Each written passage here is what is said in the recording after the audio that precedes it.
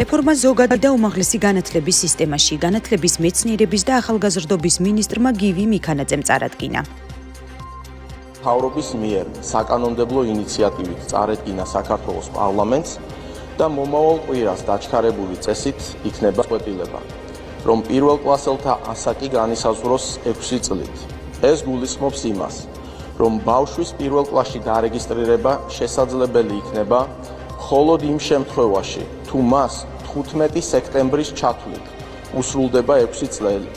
ცვლილებები ამოქმედდება 2026-27 სასწავლო წლისთვის. ახალი კონცეფციის თანახმად, სრული ზოგადი განათლება მოიცავს 11 წელს, რაც სავსებით საკმარისია ფუნდამენტური და პროფილური სწავლების სტანდარტების მისაღწევად. ამასთან სისტემაში შენარჩუნდება მე-12 კლასის შესაძლებლობა იმ მოსწავლეებისთვის, რომლებიც ნებაყოფლობით აირჩევენ დამატებითი აკადემიური მზაობის განმტკიცებას წინასწარი რეგისტრაციის საფუძველზე.